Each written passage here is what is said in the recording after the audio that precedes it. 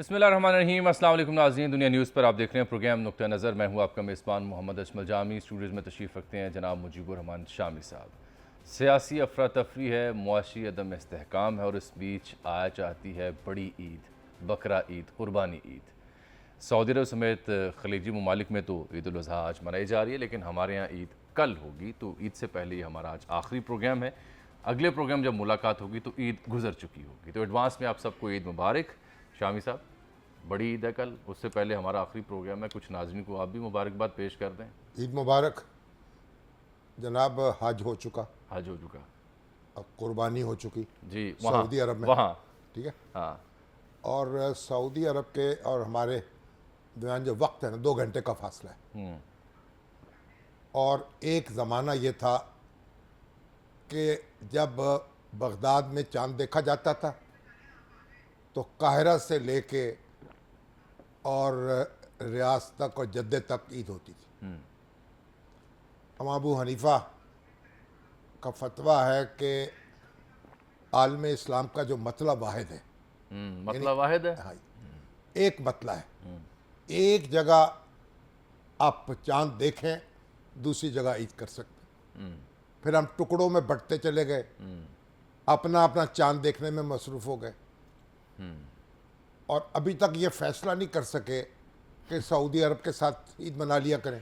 नहीं, ये तो आपने आलम इस्लाम पूरी बात कर दी ना। हमारे यहाँ तो केपीके में अब केपीके में तो होता है जो पहले होता है। चंद चढ़ जाता अभी है। तो आप देखें कि बरतानिया में और अमेरिका में भी हमारे जो उलमाए कराम गए हैं और उन्होंने अपने जत्थे बनाए हैं, वहाँ भी अब 2-2 ईदें होने लगी। माशाल्लाह जी, अपना रंग तो दिखा रहे हैं ना वहाँ। तो बहरहाल अब तो मैं आ रहा था, मैं देख रहा था कि शहर में सबसे नुमायाँ जो मुझे चीज़ आज नज़र आई ना, वो क्या, बकरे? नहीं, अच्छा। बकरे नहीं, वो बड़े बड़े पोस्टर थे।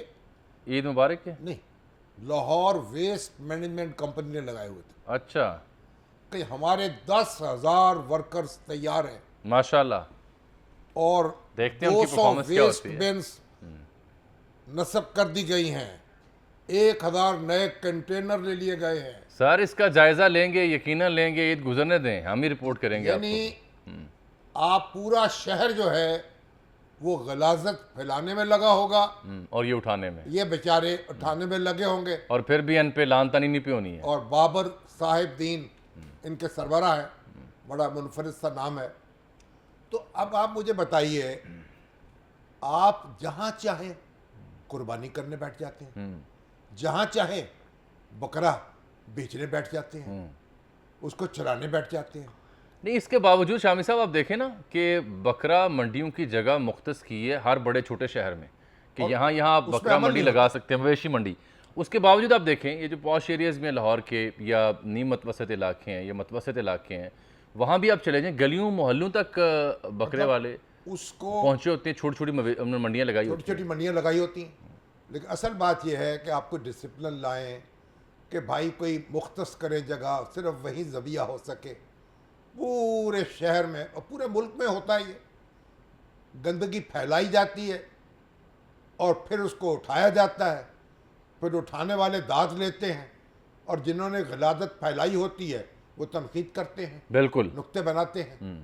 तो ये बहरहाल ईद मुबारक, खैर मुबारक। अच्छा जी, अब तो क्या हमारे देखे ना, नहीं, क्या राना सनाउल्लाह हाँ जी, वो भी ईद हज फरमा रहे हज थे। फरमा रहे हैं। मोहसन नकवी वो भी वहाँ पहुँचे थे, वहाँ जो हाजियों से मिले भी वजीर हैं। हैं, सेनेटर तलहा मजहबी अमूर के, जी, ये सब जनाब हज करने गए हुए हैं। सदर ममलिकत गए सदर हुए हैं, अहले ममलिकत भी खाना अपने के हमरा, माशाल्लाह। अहलो अयाल के हमरा वहाँ हैं और हम तो उनके लिए दुआई कर सकते हैं। उम्मीद है उन्होंने भी हमारे लिए की होगी, अल्लाह करे उन्होंने की और पाकिस्तान के लिए भी की हो। बिलखुसूस जितने भी रहनुमा है, तो इनसे उम्मीद तो पाकिस्तान के यही लिए है। दुआ होगी तो हमारे लिए भी होगी ना। अच्छा, मुझे याद है, क्या हम जब कुर्बानी करते हैं, इसका एक बड़ा फ़लसफ़ा है, इसका एक पैगाम है।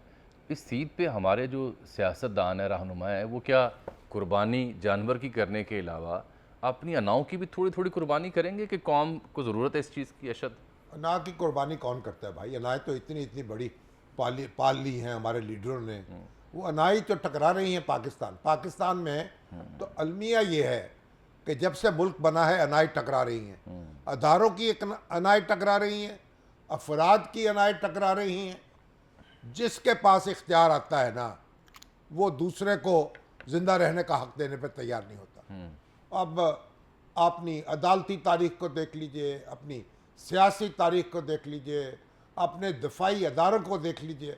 शामिल साहब, जब वैसे ने कभी कभी आपने ये ऐसी धमा चौकड़ी मचाई है कि बस किसी सनम कदे में बयां करूं तो कहे सनम भी हरी हरी। क्या बात, आपने कभी वैसे अपनी सहाफ़ती ज़िंदगी में 50-55 बरस का आपका तजुर्बा है, मेरी सहाफ़ती ज़िंदगी में जो 15 साल का तजुर्बा मैंने तो देखा नहीं है, लेकिन आपने कभी देखा कि बकरा ईद के हंगाम या छोटी ईद के हंगाम बड़े से बड़े जो दुश्मन हैं सियासी तौर पर, जो हरीफ हैं, ये एक दूसरे के घर जाते हूँ ईद मिलने के लिए या किसी ऐसी महफिल में या ईद मिलन में इकट्ठे होते हूँ? कोई नज़ारे आपने ऐसे देख रखे हैं माजी में, तब भी ये चीज़ ना एक ज़माने में तो ऐसा होता था। होता था? कोई मिसाल तो अब दें। नहीं, एक मामूल की बात थी। अब देखें, ये जो मार्शल लॉ आया ना बार बार, जी, इन्होंने हमें पत्थर दिल बना दिया।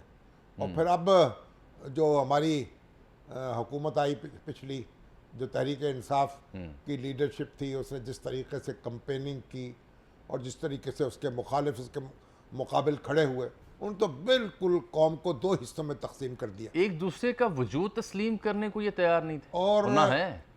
और ऐसी मुगल्लज़ात, मगर बहरहाल ये सब लोग जो हैं एक दिन रद्दी की टोकरी की नज़र होंगे और हम सिर्फ इनका जिक्र किया करेंगे। मौलाना मौदूदी ने कहा था ना कि भाई हमारे जो हुक्मरान हैं, जब ये मौजूद होते हैं तो कहते इनके बग़ैर हम जिंदा नहीं रह सकते, रियासत इनके बग़ैर चल नहीं सकती। और जब चले जाते हैं, इनके कारनामे सामने आते हैं, फिर सोचते हैं इनकी मौजूदगी में ये हमारी रियासत कैसे चल रही थी। तो बहरहाल ये एक पाकिस्तान इस लिहाज से एक वाहिद मुल्क है जहाँ अभी भी निज़ाम हुकूमत का झगड़ा है, अभी जुडिशरी का और दफाई इदारों का मामला है, जहाँ पता ही नहीं है कि भाई किसने फ़ैसला कब क्या कर देना है। एक यानी बिल्कुल एक कॉन्स्टिट्यूशनल पटरी पर हम बस चल नहीं रहे, जैसे गाड़ी चलती है ना पटरी पर, ऐसे चलना चाहिए। तो लेकिन ऐसा हो नहीं रहा और यही हमारा सबसे बड़ा मसला है। अच्छा जी, एक हमने आज ईद से पहले, ये हमारा आखिरी प्रोग्राम है, अब छोटी ईद तो हम कहते हैं चांद रात है, तो उस मुनासबत से एक ज़रा हट के एक चंक तरतीब दे रखा है शामी साहब की मौजूदगी का फ़ायदा उठाते हुए कि मुख्तलिफ जो हमारे सियासी रहनुमा हैं, लीडरान इकराम है, उनके बारे में आज शामी साहब से तज्ज़िया लेना है कि उनका मुस्तकबिल क्या हो सकता है सियासी तौर पर, उनको कहाँ देखते हैं। बड़ी अहम खबर आई, वो ये आई है, साबिक गवर्नर पंजाब रहे हैं और सीनियर वकील हैं खोसा साहब, आप उन्हें देखते हैं, खोसा साहब जी, उनके घर पर फायरिंग का आपको याद होगा एक वाक़या पेश आया। उस ड्राइवर जख्मी हो गया था जी, उस वाक़े में जो फायरिंग करने वाला शख्स है, जो मुलजिम है, ये गिरफ़्तार हो गया है। मोहसिन उर्फ लंबा इसका ये टाइटल है, लक़ब है इसको जो दिया गया है। और इसका एक एतराफ़ी बयान भी सामने आया है। DIG इन्वेस्टिगेशन जो हैं कामरान आदिल, उन्होंने प्रेस कॉन्फ्रेंस में अहम इंकशाफात किए हैं।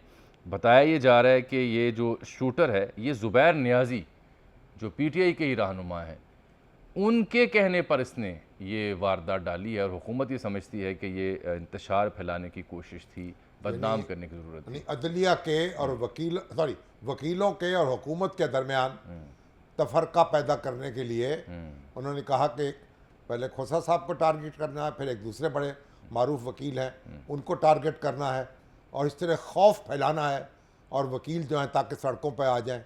अब ये उसकी वीडियो तो आ गई है, सुनाऊं मैं आपको ज़रा, देखिए। और जो हमारे कौन से SSP हैं या DIG इन्वेस्टिगेशन है कामरान आदिल, उन्होंने भी तकरीर कर दी है अंग्रेज़ी उर्दू दोनों में। पहले देखिए ज़रा मोहसिन उर्फ लंबा क्या कहता है, फिर आज हसन रज़ा इस मामले के पीछे हमने उनकी ड्यूटी लगाई कि ज़रा तफ्तीश करें कि अब मैं तो सर ये तो अफसोसनाक वाक़या है ही, लेकिन वो मगर 9 लाख बाकी नहीं दिया। अब ये इसका हौसला है ना कि सिर्फ 1 लाख रुपए लेकर काम कर दिया। अब बात यह है कि ये तो इसका एतराफ़ी बयान है ना, जब इस अदालत में जाएगा, इसको खंगाला जाएगा, इस पर जरा होगी और फिर कोई तहकीकात होंगी, तो पता चलेगा कि इसमें कितनी हकीकत है और वह असल वाक़यात क्या है। हम ये तो नहीं कह सकते कि मुसद्दक़ा बात है, लेकिन बहरहाल एक बड़ा संगीन इल्ज़ाम है जो इस नौजवान लगाया है, और ये पुलिस कस्टडी में है ना इस वक्त। जी, ब्रेक थ्रू से कहा जा रहा है। अब देखें ना, उसमें ऐसा हुआ ना कि जो खुरुशेव है ना हमारे सोवियत यूनियन में, जी, खुरुशेव कहते हैं उनकी घड़ी चोरी हो गई। तो वो घड़ी चोरी हो गई तो वो इत्तला कर दी गई पुलिस को, तो उन्होंने तहकीकात शुरू कर दी। 2-4 घंटे गुजरे तो मालूम हुआ कि घड़ी तो वहीं बिस्तर के नीचे पड़ी थी। वो मिल गई तो पुलिस वालों को रब्ता किया गया कि जनाब घड़ी मिल गई है। उन्होंने कहा लो, यहाँ तो 10 आदमी जो हैं वो इकरार जुर्म कर चुके हैं और कि घड़ी हमने चुराई है, और आपकी घड़ी बिस्तर के नीचे और है। आपकी घड़ी आपके बिस्तर से नीचे आ गई। तकिए के अब नीचे। इसका क्या करें, तकिया के नीचे से या बिस्तर के नीचे से। तो बहरहाल ये जो जब तक अदालती इसकी स्क्रूटनी नहीं होती ना, तो हम तो यकुन से नहीं कह सकते कि वाकयात क्या है। सर, ये बड़ा सादा सा मामला लेकिन होगा। मामला बड़ा संगीन है। मामला संगीन है, लेकिन जिस रुख पे आप उसको उठा रहे हैं सवाल को, वो इसलिए अहम है कि जब ये मामला आगे अदालत में जाएगा तो इन दोनों के बीच जो रवाबित हैं, यानी ये मोहसिन उर्फ लंबा या ज़ुबैर नियाज़ी, वो इस्टेब्लिश हो जाएंगे, उसका फ्रेंसिक आ जाएगा, वो काफ़ी बड़ा एविडेंस होगा, उनकी कन्वर्सेशन या उनके कॉन्टैक्ट्स की डिटेल आ जाएगी, कोई एविडेंस ऐसा होगा जिसकी बुनियाद पर पुलिस ने ये चार्ज करने वाले शख्स को मंजर आम पर लेके। हसन, ये मोहसिन उर्फ लंबा, ये है कौन? ज़ुबैर नियाज़ी से इसका क्या ताल्लुक़ है? और जो उसने फिर कन्फेशन किया है उसकी क्या रियलिटी है? देखिए, इसमें 3 पहलू देखे गए हैं पुलिस की तरफ से भी, और उन पुलिस की हुकाम की जानिब से ये भी तहकीक की गई है कि ज़ुबैर खान नियाज़ी और इस बंदे से पहले रवाबित थे और पहले मुख्तलिफ जो है इसको असाइनमेंट पर लगाया जाता रहा। ये भी पुलिस हुकाम ये दावा कर रहे हैं, और ख़ासतौर पर वो ये दावा कर रहे हैं कि 14 मुकदमात में ये शख्स मतलूब था, जिसमें संगीन जराइम, इक़दाम कत्ल, भत्ताखोरी, राबड़ी और लोगों के ग्रुप और फायरिंग के जो है मुकदमात का साबका रिकॉर्ड याफ्ता है। अब उसके हवाले से जब तहकीकात की, जो सबसे अहम इंकशाफ किया गया है पुलिस हुकाम की जानिब से भी, कि पहले तो इस तरह उन पर जो है वो घर पर फायरिंग की, इसके बाद एहतजाज अहसन के घर पर फायरिंग होना थी, जिससे ये तासुर देना था कि वो किसी न किसी तरीके से हुकूमत और बुकला बरादरी के दरमियान जो है वो इख्लाफात हो, और वहाँ पे बुकला और हुकूमत के ताल्लुकात में कशीदगी पैदा करने के लिए इस्तेमाल करना था। उनका ये ख्याल है पुलिस हुकाम का कि अब तक जो मजीद उन्होंने 2 अफराद को हिरासत में लेकर तहकीकात की जा रही है कि जो अफराद इनको घर दिखाने वाले थे और एहतजाज अहसन का घर भी दिखाने वाले अफराद को जो है उसको भी गिरफ्तार करने की भी कोशिश की जा रही है, और इसको बाकायदा फ्रांसिक साइंस एजेंसी से इसका फ्रांसिक करवाया जाएगा, जो बयान दिया जा रहा है, जो वहाँ से एविडेंस मिले हैं, और उसके बाद जो है वो सारे नुक्ते जोड़े जाएंगे। लग यही रहा है कि शायद अगर ज़ुबैर नियाज़ी से, क्योंकि जो पुलिस हुकाम दावा कर रही है कि उनके दरमियान हमने लिंक ढूंढा है, पहले इनके रवाबी देखे हैं, कुछ उसके मोबाइल से कुछ तस्वीरें मिली हैं, उसको बुनियाद बनाकर जो पुलिस हुकाम भी और खुद भी वो जो मुल्ज़िम है ये दावा कर रहा है कि ज़ुबैर खान नियाज़ी ने उसको टास्क दिया था, क्योंकि वो पाकिस्तान तहरीक इंसाफ से ताल्लुक रखते हैं ज़ुबैर खान नियाज़ी। अब उसके हवाले से मजीद तहकीकात जो है वो शुरू कर दी गई है, और ये सीआईए इसमें भरपूर तरीके से किरदार अदा कर रही है, और डीआईजी जो इन्वेस्टिगेशन है कामना नादिर, इंतहाई प्रोफेशनल। हसन, ये बयान इसने मजिस्ट्रेट के सामने दिया है, ये पुलिस के सामने? देखिए, अभी तक तो पुलिस के सामने तो उसने बयान रिकॉर्ड करा दिया, अब ये मजिस्ट्रेट की तरफ भी जाएंगे, और फिर सबसे अहम तरीन जो शामिल साहब है नुक्ता कि अगर वहां भी करवा देते, जो फ्रांसिक साइंस एजेंसी में लेकर जाएंगे वहां पर तमाम जो है वो उसके हकाइक सामने आएंगे, उसके बाद एक मजबूत और ठोस शवाहिद सामने आ सकेंगे कि पुलिस कितनी बातों में सदाकत है और उसके बयानात में कितनी सदाकत है, और फिर ज़ुबैर खान नियाज़ी का पॉइंट ऑफ व्यू भी आना बहुत जरूरी है, उसकी भी गिरफ्तारी के लिए छापे मारे जा रहे हैं। ये तो वो जारी बात है, वो भी एक्शन होगा। ये जो कह रहा है अपने बयान में कि मेरे साथ एक और लड़का काशिफ भी था, उसके बारे में पुलिस कुछ बताती है कि क्या वो भी मुलव्विस था, और वो कहाँ है, वो गिरफ्तार हुआ या नहीं? पुलिस हुकाम ने उसके गिरफ्तारी के लिए 4 जगहों पर छापे तो मारे हैं, अलबत्ता उसकी गिरफ्तारी अभी तक नहीं हो सकी। बताया ये जा रहा है कि वो ज़ुबैर खान नियाज़ी का फ्रंटमैन था, मुख्तलिफ मामलात में वो उनको निशानदेही करवाता था, जहां पर अफराद को लेकर जाना और इस तरह के मामलात को जो कवर करवाने के लिए वो बंदा उसको सपोर्ट फराहम करता था। अब इसकी निशानदेही पर जो वो 4-5 जगहों पर जहाँ इसकी पहले मुलाकातें होती रही, मुस्लिम मामलात में डराने धमकाने के हवाले से इसको जो टास्क दिया जाता रहा, उसके हवाले से भी जो पुलिस जो है वो तहकीकात कर रही है। मगर ये ज़ुबैर खान नियाज़ी से राब्ता हुआ आपका कुछ? शामिल साहब, मैंने मुतअद्दिद दफा राब्ता किया, लेकिन उनका नंबर ऑफ है। और नहीं हसन, ये Zubair Khan Niazi out of touch हैं, आउट ऑफ कांटेक्ट हैं एक तवील अरसे से। रुपोश है, उनकी जो यानी क्या कहेंगे उनकी वेयर अबाउट्स, उसके बारे में कोई पब्लिकली इल्म तो नहीं है ना उनकी सियासी जमात को इल्म है हसन? नहीं वो रुपोश बिल्कुल ये बात दुरुस्त है है या क्योंकि गायब है। तान्या 9 मई के हवाले से भी सर उसका अब मैं नाम तो सामने उसको आ रहा ये है। टर्म और- नहीं समझ पा रहा क्या दी जाए। यानी ये ऐसे जैसे आपको मालूम है और- फ़ारूक हबीब साहब कहाँ हैं, हसन न्याजी साहब कहाँ हैं, इसी तरह से हाफिज़ फ़रद कहाँ हैं, इसी तरह से ज़ुबैर खान न्याजी कहाँ हैं। हसन इन 4-5 लोगों का मैं जिक्र कर रहा हूँ, इनके बारे में तो पार्टी को भी नहीं मालूम, ना इनके दोस्तों को, ना किसी सहाफ़ी से वो ऐसा राब्ते में है। चलिए अब टोटल 11 अफराद हैं ये जिसके हवाले से पुलिस जो है वो तलाश करने के लिए चलिए बहुत कोशिशें कर रही है, जिनको हसन साहब, ये- 9 मई में भी मुलविस ये बड़ा संगीन मामला है। अच्छा, इन्होंने जो फ्रेंसिक का जिक्र किया ना सर, हाँ वो कल ही आपको याद है, कल प्रोग्राम के दौरान ही ख़त्म हो रहा था प्रोग्राम, तो पंजाब फ्रेंसिक लैब ने वो जो 9 मई का वाक़या था, वो लिबर्टी से गिरजा चौक तक और फिर मॉल ऑफ लाहौर तक, उसके सारे एविडेंस भी दिए हैं। उसमें कौन कौन से रहनुमा इस्टेब्लिश होते हैं, और क्या ये बात इस्टेब्लिश होती है कि कुछ लोग पुरतशद्दुद थे और वो वाकई जलाओ घिराव कर रहे थे? हसन? देखिए, तान्या 9 मई के हवाले से जो उन्होंने रिकॉर्ड हासिल किया और जिनकी मौजूदगी वहां पर साबित हुई है, हाँ। उनके हवाले से तकरीबन 7 अफराद मजीद जो है उनकी देखें, गिरफ्तारी मसलूब है।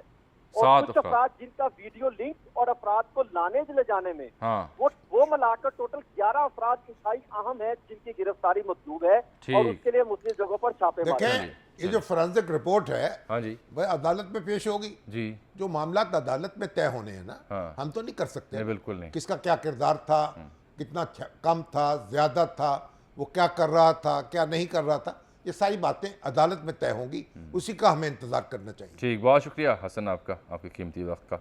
बहरहाल सर, ये एक नया रुख इख्तियार कर हमारी गया ये हमारी केस। सियासत जो है उसके बारे में बेलगाम तो हो गई है ना, हर चीज़ बेलगाम हो गई है। हमारी पुलिस भी, हमारी सियासत भी, और बहुत कुछ भी, सब बेलगाम है। लगाम ज़रूरत है, हाँ। एक एक को डालें, लगाम डालें, कानून की लगाम। तो वो डलती नज़र आ रही है आपको? पता नहीं, बस दुआ ही कर सकते हैं हम। दुआ। अच्छा, इस दुआ के साथ एक छोटी सी हम ब्रेक ले रहे हैं प्रोग्राम में, वापस आते हैं तो वो दिलचस्प सेगमेंट हमने तश्कील दी आज, वो आपके सामने पेश करेंगे।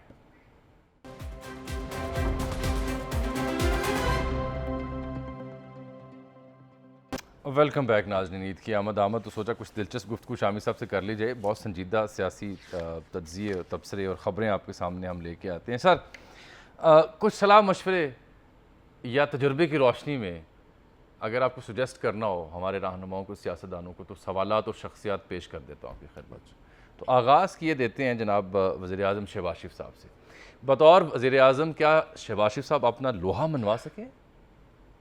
भाई मेहनत तो उन्होंने की है, और ये जो IMF से जो डीलिंग है ना, उसमें तो जौहर दिखाया है उन्होंने। जौहर दिखाया है, हत्ता कि उन्हें इतराफ़ करना पड़ा है। हाँ, ये तो बात है।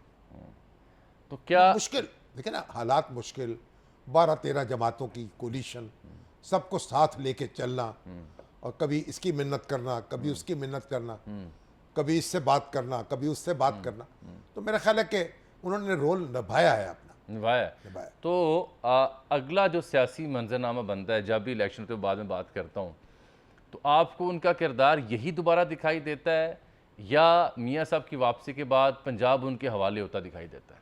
नहीं, अब पंजाब में क्या करेंगे, नवाज शरीफ साहब पर मुनहसर है, फैसला उन्होंने करना है। नज़र क्या आता है आपको? क्योंकि अगर वो अगर उनकी नाअहली ख़त्म होती अगर वो उनकी नाअहली ख़त्म हो जाएगी, अगर वो हुकूमत संभालने के काबिल होंगे और तो फिर हुकूमत संभालने का फ़ैसला करेंगे, तो ज़ाहिर है शहबाज शरीफ साहब उनके पीछे खड़े होंगे। हाँ, वो उनके सामने खड़े नहीं होंगे। एक राय ये भी है कि अगर पंजाब में नून लीग इलेक्शन अगर जीतती है और नवाज शरीफ साहब की अगर नाअहली ख़त्म होती है, तो वफाक का इंतज़ाम किसी और के पास होगा, शहबाज शरीफ साहब को दोबारा पंजाब दिया जाए अगर वो जीतते हैं। डिपेंड करता है ना। अब उसके बाद आप IG लग जाएं और फिर उसके बाद फिर SHO लगा दिया जाए आपको, तो ये कोई बात तो ना बनी ना। अच्छा, अब आ जाते हैं ज़रा नवाज शरीफ साहब के बारे में। कब वापस आएंगे? उनके अहदाफ इस वक्त क्या आपको दिखाई देते हैं? उनका नुक्ता नज़र क्या होगा इस वक्त सियासत को देखने के हवाले? वो पर तोल रहे हैं वापस आने के लिए, और इंतजामात उसके किए जा रहे हैं, और मेरा ख्याल है कि रास्ता जो है ना साफ हो रहा है। और नवाज शरीफ साहब आएंगे तो फिर मुस्लिम लीग नून का ख्याल है कि उसके अंदर एक तहर्रुक पैदा होगा। तो आना तो उनको है, अब ये बस दिनों की बात है। दिनों की बात। उनके अहदाफ क्या होंगे इस वक्त? बाहर बैठकर वापस आने के लिए तैयारी कर रहे होंगे, उनके जहन में क्या सियासी नक्शा या क्या मिशन होगा? जाहिर है कि उनके साथ जो कुछ हुआ है तो फिर जो उन्होंने किया है उनके साथ, तो उनके लिए तो कोई वो खैर सगाले की जज्बात तो नहीं रखते होंगे। तो समझेंगे कि वो अपनी खोई हुई पोजीशन हासिल करें, खोई हुई पोजीशन हासिल करें।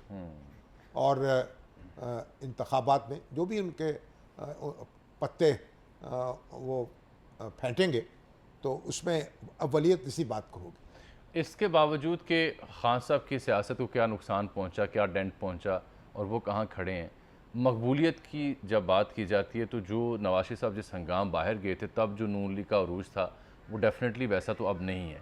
और जो जिस कदर फिर मुआशी अबतरी का सामना करना पड़ा पूरी कौम को, उसके बाद जब चुनाव में उतरते तो क्या महज उनकी ही शख्सियत काफ़ी होगी अपने खोए हुए वोट बैंक को अट्रैक्ट करने में, या ये नाकाफ़ी होगी?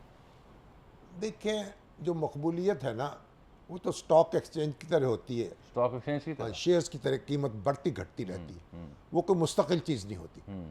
तो इस वक्त जो उनके हरीफ हैं वो मुश्किल में हैं। और जब नवाज शरीफ साहब की मकबूलियत नुक्ता अरूज पे थी, वो दहशत गर्दी का मुकाबला कर चुके थे, वो एनर्जी का क्राइसिस हल कर चुके थे, सी पैक जो था उस पर फराटे भर रहे थे घोड़े जो है उसके ऊपर, उस ख्याल था कि अब इनको कोई चैलेंज दरपेश नहीं है। लेकिन फिर आपने जो देखा हुआ, तो अब मंजर बदल चुका है और उनके हरीफ जो हैं उनके रास्ते में कोई कहकशान नहीं है। कहकशान नहीं है। दिलचस्प होगा कि वो मकबूलियत को और अपने बयानियों कैसे यहाँ के मनवाते हैं। सर, ये जो मुआशी अबतरी इसका कितना फैक्टर होगा? ये देखिए, अभी तो अगर IMF से मामला हो जाता है तो थोड़ा सा एक रिवर्स गियर लगेगा और बहाली जो है उसका अमल शुरू होगा, तो लोगों में एक उम्मीद पैदा हो जाए तो फिर वो हौसला पकड़ लेते हैं और मुश्किल भी बर्दाश्त कर लेते हैं। और अगर आप तो बड़े पुराने चाहने वाले भी हैं, जानने वाले भी हैं, पार्टी जब तहरीक की सूरत में बनी थी PTI, तो आप उसके मंशूर और उसके बानियान में शुमार होता है। मेरी मुराद पाकिस्तान तहरीक इंसाफ और उसके जो चेयरमैन है साबिक़ वज़ीर-ए-आज़म खान साहब की जानिब है कि उनको जो चैलेंजेस दरपेश हैं इस वक्त या उनकी सियासत जहाँ आन पहुँची, अगर आपको उन्हें 2-3 कीमती मशवरे देने हों तो वो क्या हो सकते हैं शामी साहब? उनको सबसे बड़ा चैलेंज उनकी ज़ात का दरपेश है। ज़ात का? वो कैसे? वो उनके सामने खड़ी, अच्छा, वो उससे ऊपर उठकर नहीं देख रहे। और अगर वो एक दूर तक देख सकते तो 9 मई के बाद उनका रवैया बिल्कुल मुख्तलिफ होता। वो खुद दौरा करते और कमांडर हाउस का। अच्छा, मैं आपको याद दिलाऊं, वो जो हमारी उनसे एक आखिरी मुलाकात हुई थी कुछ सहाफ़ियों की, तो ये एग्जैक्ट कुछ ऐसी गुफ्तगू उनसे इस खाकसर ने की कि खान साहब, अगर आप 9 मई के वाक़यात की गैर मशरूत मज़म्मत कर दें और नंबर 2 कर देते, नंबर 2 अगर आप ये भी कहते कि इसमें जो कुछ भी मुलव्वस है, चाहे वो मेरा अजीज़ है कोई, चाहे मैं पार्टी का वर्कर है किसी और पार्टी का, उसको कैफ़े किरदार तक पहुँचाएँ, मैं आपके साथ हूँ। और नंबर 3 अगर आप ये करते कि आप फूल लेके जनाब चले जाते तो सूरत हाल यकसर मुख्तलिफ होती। कहते कैसे? तो मैंने उनसे अर्ज़ की कि सर ऐसे कि पूरा मीडिया जो है उसके पास कंटेंट होता टू टॉक अबाउट यू, आपकी जो लीडरशिप है PTI की उसके पास मवाद होता दलील देने का और अपनी पार्टी की पॉलिसी के दिफा करने का। आपने तो पार्टी को दिफा के काबिल ही नहीं छोड़ा। उन्होंने जनरल आसिम मुनीर को हदफ बना लिया, उन पर अटैक शुरू कर दिया और उससे पहले बाजवा साहब सबसे बड़ी मिसकैलकुलेशन थी। बाजवा साहब के साथ तो उनका याराना चल रहा था ना, लव हेट का, वो लव हेट रिलेशनशिप चल रही थी, लेकिन ये तो बिल्कुल एक अलग थलग शख्स थे और मेरा ख्याल उनसे बड़ी मिसकैलकुलेशन हुई है। उन्होंने अपने हरीफ के चुनाव में बड़ी गलती कर ली। एक तो पहले सियासत से उलझते रहते और उनको जेर करते, जबर करते, ये जो है ये उन्होंने बड़ा एक मैं समझता हूँ कि बेहिकमती का इर्तकाब किया है।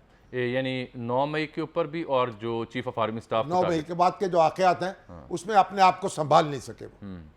और अगर अभी उन्हें आपको कोई तजवीज़ देनी हो कि अब वो क्या, उनके पास क्या ऑप्शंस हैं, हाउ टू? नहीं, अब तो उनके पास ऑप्शन नहीं है। अब तो देखते हैं ना कि सिस्टम जो है क्या करता है, यानी कानून किस तरह हरकत में आता है।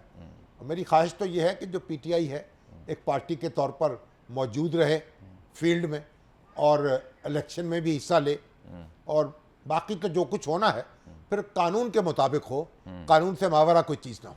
चलिए, और जो सियासत के बादशाह जनाब आसिफ अली सरदारी साहब, वो भी हरकत में इन दिनों पंजाब भी आते हैं, और जब भी बोलते हैं फ़र्क डलता है, बड़ा इम्पैक्ट आता है मुल्क की सियासत पर। वो किस मिशन पर होंगे, क्या सोच रहे होंगे? है उनके अपने, देखें, एक तो उनके पास सिंध जो है ना वो बड़ा उनका मजबूत कला है, वहाँ उनका कोई हरीफ नहीं है, और सिंध की हुकूमत जो है, और कराची भी ले लिया और पीपल्स पार्टी लाजम मलजूम हो चुके हैं, और उसके बाद अब वो कौमी सतह पर आगे बढ़ने की कोशिश कर रहे हैं। तो ये मैं समझता हूँ आने वाले इंतखाबात में तो शायद वो इतनी बड़ी जस्त ना भर सके, लेकिन उनके पास बिलावल भुट्टो जरदारी मौजूद हैं, और मुस्तकबिल जो है उनका उसमें पुर उम्मीद है। इसलिए एक इत्तला ये मिली कि उन्होंने अभी दुबई में जो मुलाकातें हो रही उसमें उन्होंने एक निगरान प्राइम मिनिस्टर के लिए एक नाम तजवीज़ किया, लेकिन चूंकि वो माना नहीं गया तो उन्होंने दानिस्ता ये नाम तजवीज़ किया था कि अच्छा अगर ये बात नहीं मानी जाती तो उसके बदले में वो कुछ सीट एडजस्टमेंट सेंटर पंजाब में करने क़ाया हैं, ताकि उनका जो सियासी वजूद है वो इस्टेब्लिश हो सके। ये जो यानी दूर की सोच। निगरान वज़ीर आज़म का नाम जो है ना वो दुबई में तो शक्ल नहीं इख्तियार करेगा ना, कहाँ करेगा सर? तो इस्लामाबाद में भी आएगा, डिस्कशन होगी, फिर रावलपिंडी में भी होगी, और फिर यह है कि राजा रियाज साहब अपोजिशन लीडर हैं, वाह, उनकी भी कंसेंट चाहिए होगी, उनकी कंसेंट चाहिए होगी, ठीक है। और अगर वो अड़ गए तो, और अगर वो अड़ गए तौबा। या उन्हें अड़ा दिया गया तौबा तौबा, तो फिर क्या होगा? तो मतलब क़यामत होगी। ऐसी, यानी ऐसा नहीं है कि दोनों फैसला करें और उसके मुताबिक मामलात जो हैं तय पा जाए। तो बिलावल भुट्टो साहब को कहाँ देखते हैं? आपको वज़ीर आज़म के काबिल हो चुके हैं, आपको लगता है? नहीं, वो रन में हैं, रन में है, यानी मोटरवे पर गाड़ी उनकी चढ़ रही है, चढ़ चुकी है, टोल प्लाजा क्रॉस कर लिया, टोल प्लाजा क्रॉस कर चुकी है ऑन दी मोटरवे। हाँ, देखिए उनमें जौहर है, लेकिन अभी उनकी शख्सियत जो है बनेगी, बनते बनते बनेगी। और इसी तरह से मुझे मोहतरम मरियम नवाज भी याद आई। मरियम नवाज उनका नून लीग में क्या किरदार हो सकता है, और हुकूमत अगर उनकी कहीं बनती है तो कहाँ आप उन्हें देखते हैं? देखिए, जो नवाज शरीफ साहब की सियासी वरासत है ना, अवामी वरासत जिसे कहते हैं, वो तो मोहतरमा मरियम नवाज के पास है। उन्हीं को देखकर कारकुन मुतहर्रक होता है, नारे लगाता है, और उन्हीं के साथ अपनी निस्बत जोड़ता है। सही। तो उनका मुस्तकबिल जो है मेरा ख्याल है कि वो भी एक अपना रोशन है, उसको आप इनकार नहीं कर सकते इसका। हजरत मौलाना का जिक्र नहीं करेंगे? मौलाना फजलुर रहमान, हाँ, मौलाना फजलुर रहमान तो आप देखिए, जब जमाली साहब वज़ीर आज़म बने हैं जी हाँ, तो उस वक्त उनका मुकाबला होता उनसे, हाँ, और जनाब हमारे चेयरमैन पीटीआई ने उनको वोट दिया था, उनको वोट दिया था, उनके उम्मीदवार थे वो। ऑन रिकॉर्ड है ये बात। तो फजलुर रहमान भी बड़े ज़ीरक आदमी है। अगर कोई ऐसी सूरत आ जाए अच्छा, कि भाई उनके पास इतने वोट आ जाएं कि फैसला कुन किरदार अदा कर सके, ख्वाहिश तो उनकी बड़ी पुरानी है। तो फिर उस तरह ख्वाहिश रखने में तो कोई हर्ज नहीं। नहीं, मैं कब कह रहा हूँ, मैं तो कह रहा हूँ बड़ी पुरानी और दरीना ख्वाहिश है उनकी। नहीं, मतलब वो लेकिन ज़ीरक आदमी। अब की बार लगता है कि उनका हदफ ज्यादातर केपी के है। अगर मुफ्ती महमूद साहब जो हैं वो वज़ीर आला बन सकते हैं, चंद वोट थे उनके पास, उन्होंने उनके मगर फैसला कुन वोट थे वो, तो अगर इस तरह की ऐसी सूरत पैदा हो जाए तो मौलाना फजलुर रहमान पर भी अल्लाह का फजल हो शाहिद जाएगा। खाकान अब्बासी साहब और जनाब मिफ्ता इस्माइल साहब आप कहाँ तक किया करेंगे, क्योंकि नून लीग के साथ तो गड़बड़ उनकी नज़र आ रही है, और बाकी किसी और सियासी जमात के साथ भी सुर उनकी बन नहीं रही, तो क्या लगता है आपको? आज़ाद परिंदों की तरह परवाज करेंगे या कहीं किसी घोंसले में जाके मेरी पनाह ख्वाहिश तो लेंगे? ये होगी कि जो नवाज शरीफ साहब को इसका नोटिस लेना चाहिए, और मरियम को भी, शहबाज शरीफ साहब को भी, और उनको दिल बड़ा करके उनके साथ बैठना चाहिए, उनको साथ लेके चलना चाहिए। हाँ। एक छोटी सी ब्रेक ले लें। जावेद हाशमी साहब फिर रहे ना यूसुफ बेकारवा होकर, हाँ। तो जावेद हाशमी साहब तो बेचारे खैर बुजुर्ग हो गए, जी। लेकिन उनका भी एक एसेट तो है, वो है। एक रूहानी मामला तो है उनका। रूहानी मामला अभी तो उनको वर्कर देखकर जी, पुरजोश जी, हो जाते हैं, पुरजोश होता उनको है। भी, उनकी भी तारीफ कल्ब होनी चाहिए। तारीफ कल्ब होनी चाहिए। चलिए एक ब्रेक लेते हैं।